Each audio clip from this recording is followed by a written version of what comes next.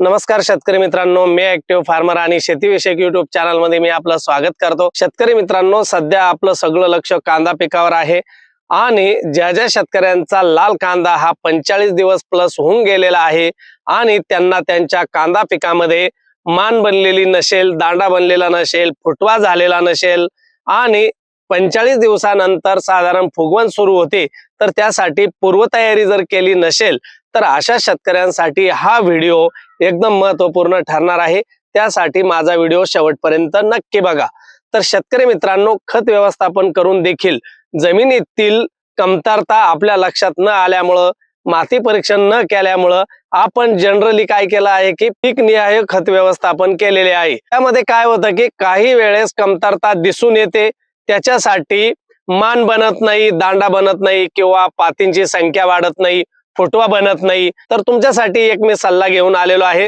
तो सल्ला जर तुम्ही कांदा पिकामध्ये कांदा व्यवस्थापन केल्यानंतरही मान बनत नसेल तर मात्र वापर करणं खूप गरजेचं आहे। तर शेतकरी मित्रांनो, विशेषतः आपण लाल कांद्याच्या बाबतीत बोलतोय। कांदा पिकामध्ये 45 दिवसाच्या आतमध्ये आपल्याला फॉस्फरस युक्त खतांचा वापर करणं खूप गरजेचं आहे। पण होतं काय की कुणाची जमीन चुनखडी युक्त असते, कुणाची हलकी जमीन असते, कुणा शेतकऱ्याकडे लाल मातीची जमीन असते। अशा सर्व प्रकारच्या जमिनीमध्ये लागवड केलेली असते आणि त्यामुळे काय होतं की खत व्यवस्थापनामध्ये आपण जेही काही NPK दाणेदार खतं वापरलेली असतात, तर त्यामधला फॉस्फरस उपलब्ध न झाल्यामुळे आपल्याला खूप प्रॉब्लेम्स येतात आणि मान दांडा बनत नाही। मग त्यासाठी तुम्ही काय करायला हवं, तर शेतकरी मित्रांनो, सगळ्यात पहिले कमी पोटॅशची मात्रा असलेल्या ज्या विरघळणाऱ्या खतांच्या मात्रा आहे त्याच्या फवारण्या तुम्हाला वरचेवर घेणं गरजेचे आहे। मग कोणत्या विरघळणाऱ्या खतांच्या मात्रांच्या तुम्ही फवारण्या घेऊ शकतात, तर शेतकरी मित्रांनो, सगळ्यात पहिले तुम्ही 1261 या ग्रेडचा वापर करू शकतात। त्यानंतर शेतकरी मित्रांनो, 134013 ही एक ग्रेड आहे, तिचाही तुम्ही वापर करू शकता। त्यानंतर शेतकरी मित्रांनो, 05234 सारखी ग्रेड आहे, ती देखील तुम्हाला 50 दिवसाच्या पुढे तुम्ही फवारणीमधून वापरू शकतात। तर अशा कमी पोटॅश युक्त असलेल्या विरघळणाऱ्या खताच्या मात्रा पण त्यामध्ये फॉस्फरसचं प्रमाण जास्त असणाऱ्या अशा ग्रेड आपल्याला निवडायच्या आहे।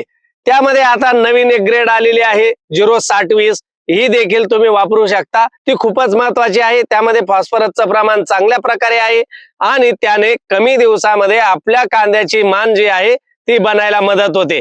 विशेषतः विरघळणाऱ्या खतांच्या मात्रा जे आहे ते खत व्यवस्थापन व्यवस्थित न झालेल्या शेतकऱ्यांसाठी आहेत। तर अशा वेळेस तुम्ही या विरघळणाऱ्या खतांच्या मात्रांचा वापर जरूर करू शकतात। मग तुमच्या मनात प्रश्न आला असेल, जर मला जमिनीतून द्यायचा असेल आणि जर मला फवारणीतून द्यायचा असेल तर वेगवेगळं प्रमाण घ्यावं का, याबरोबर आणखी आपल्याला काय वापरता येऊ शकतं, तर शेतकरी मित्रांनो, हा प्रश्न पडणं साहजिक आहे। मी तुम्हाला सांगतो की फवारणी जर तुम्ही करत असाल तर तुम्हाला साधारण 10 दिवसाच्या फरकाने 2 ते 3 फवारण्या घेणं गरजेचे आहे। तुम्ही जी फवारणी करणार आहात त्यामध्ये 134013 असू द्या, 1261 असू द्या, 6020 असू द्या, तर याचं प्रमाण 20 लिटर पंपासाठी 100 ग्रॅम घ्यायचं आहे।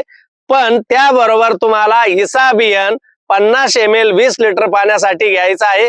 असं द्रावण बनवून तुम्ही आपल्या कांदा पिकाला फवारणी करायची आहे। त्यामध्ये तुमची विरघळणाऱ्या खताची मात्रा बदलली तरी चालेल, पण इसाबियन मात्र घ्या। त्याचबरोबर मार्केटमध्ये अमिनो ऍसिड्स युक्त असे PGR भरपूर प्रमाणात उपलब्ध आहे, ते देखील याला पर्याय म्हणून वापरले तरी चालतील। तर अशा प्रकारे जर तुम्ही फवारणी घेणार असाल तर मात्र तुम्हाला 10 दिवसाच्या फरकाने कमीत कमी 2 ते 3 फवारण्या घेणं गरजेचं आहे। आणि शेतकरी मित्रांनो, 45 दिवसाचा कांदा 75 दिवसापर्यंत गेल्यानंतर कांदा फुगवणीसाठी मान बनणे खूप महत्वाचे असल्याने याच काळामध्ये तुम्हाला ह्या 2 ते 3 फवारण्या घेणं गरजेचे आहे। त्यानंतर काही शेतकऱ्यांचा प्रश्न असेल की जमिनीतून देताना मग किती प्रमाण घ्यावं, तर शेतकरी मित्रांनो, या पद्धतीने जर तुम्ही विरघळणाऱ्या खतांच्या मात्रा निवडल्या तर कमीत कमी एकरी 5 किलो घेणं तुम्हाला गरजेचं आहे। ते तुम्ही पाण्यातून देऊ शकता, ड्रीप मधून देऊ शकता, कोणत्याही पद्धतीने दिलं तरी तुम्हाला 5 किलो एकरी हे विरघळणाऱ्या खतांच्या मात्रा वापरायच्या आहे। या 2-3 ज्या मी सांगितल्या आहेत त्याच्यापैकी एकच घ्यायची आहे।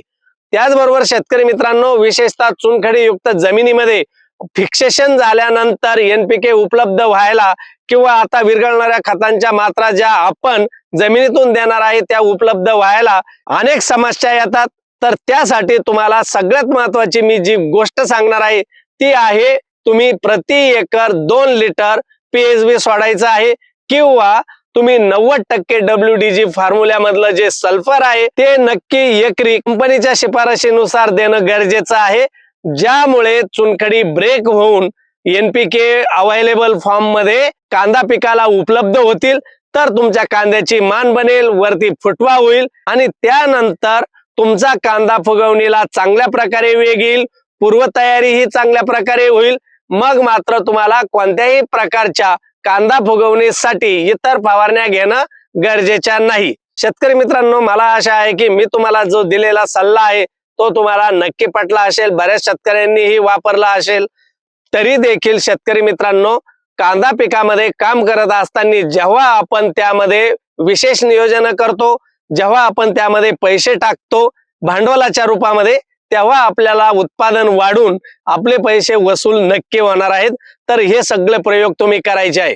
शेतकरी मित्रांनो, अजून एक प्रॉब्लेम येत असतो की बऱ्याच शेतकऱ्यांच्या कांदा प्लॉट मध्ये माना वगैरे बनलेल्या असतात, पाती वगैरे भरपूर प्रमाणात वाढलेल्या असतात, फुटवा जास्त झालेला असतो आणि खाली बल्क बनायला वेग मिळत नाही. छोटे छोटे कांदे असतात, मान भरपूर जाड असते, बल्कच्या तुलनेमध्ये मान जाड झालेली असते आणि अशा वेळेस मात्र आपल्याला पातीच्या बाजूने मानीच्या माध्यमातून बल्क कडे आपल्याला अन्नद्रव्य पाठवायचे आहे. तर यामध्ये मात्र तुम्हाला खूप महत्वपूर्ण अशी फवारणी घेणं गरजेचं आहे. आता हे मी जे सांगतोय तुम्हाला ते मान बनलेली असली तर मात्र त्यावर तुम्ही याचा उपाय करू शकतात. तर काय करता येऊ शकतं, तर शेतकरी मित्रांनो, तुम्हाला फवारणीतून दर 20 लिटर पाण्यासाठी 100 ग्रॅम 05234 आणि त्याचबरोबर कल्टर हे एक बुरशीनाशक घ्यायचं आहे. त्यानं काय होणार आहे की तुमच्या पाथीमधलं जे अन्न आहे ते बल्कच्या दिशेनं जायला मदत होईल. त्याचबरोबर जी मान आहे ती मान देखील लवचिक व्हायला मदत होणार आहे आणि याच्यामुळे तुम्हाला वेग वाढायला मदत होणार आहे.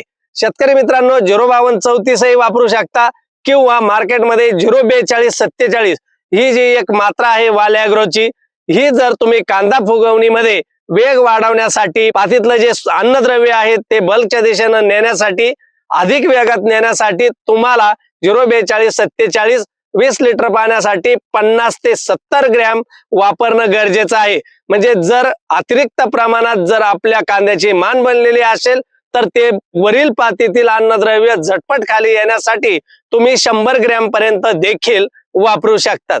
शेतकरी मित्रांनो, या पद्धतीनं जर तुम्ही कांदा पिकामध्ये विशेषतः लाल कांद्यामध्ये जर काळजी केली तर मात्र तुम्हाला नक्की अपेक्षित उत्पादन येणार आहे.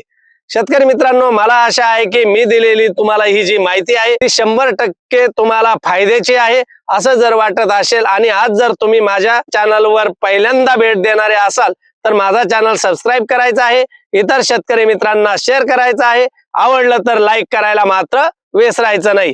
चला भेटूया अशाच माहितीपूर्ण, महत्वपूर्ण आणि नाविन्यपूर्ण व्हिडिओमध्ये. तोपर्यंत नमस्कार.